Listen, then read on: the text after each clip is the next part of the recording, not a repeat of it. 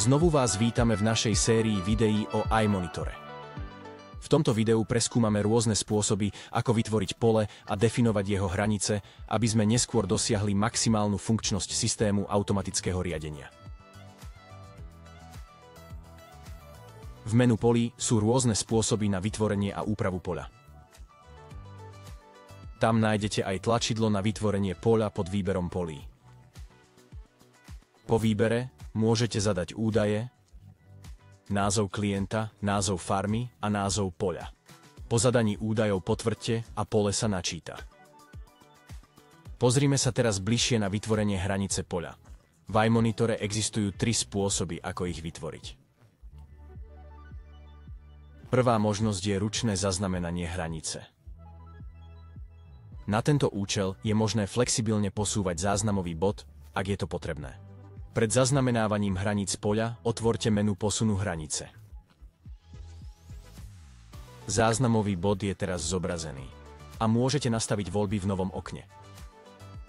Rozhodnite, či sa záznam vykoná vľavo alebo vpravo od náradia. Môžete tiež určiť, či sa záznam má vykonať vpredu alebo vzadu zariadenia, alebo na spojovacom bode traktora. Okrem toho máte možnosť posunúť bod horizontálne alebo vertikálne. Keď potvrdíte, okno sa zatvorí a môžete začať nahrávanie. Na to otvorte menu poľa a zapnite nahrávanie hranice.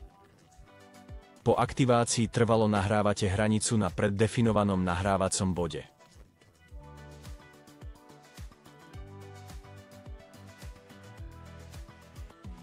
Ak však chcete prepojiť nahrávanie s pokrytím, môžete túto funkciu aktivovať v nastavení Používateľ a mapa. Uistite sa, že nahrávacia línia zodpovedá skutočnej hranici poľa. Môžete pozastaviť nahrávanie, aby ste obišli prekážky alebo nahrali rohy.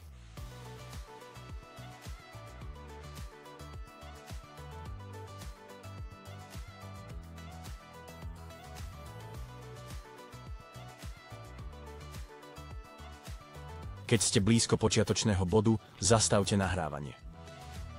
Hranica, ktorú nahráte a ktorá je zobrazená ako modrá čiara, sa uzavrie sama.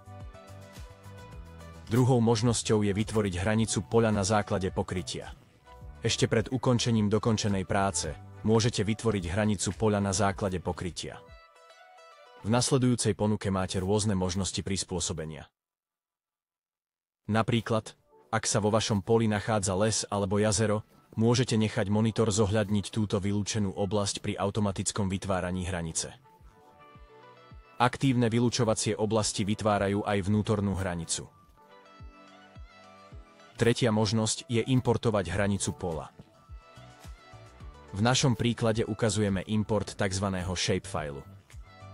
Vytvorte súbor, vložte USB kľúč a použite import v menu poľa. Vyberte si správny súbor a nahrajte ho. Týmto uzatvárame naše video o vytváraní hraníc poľa. Pozrite si aj naše ďalšie videá s užitočnými tipmi a trikmi o iMonitore.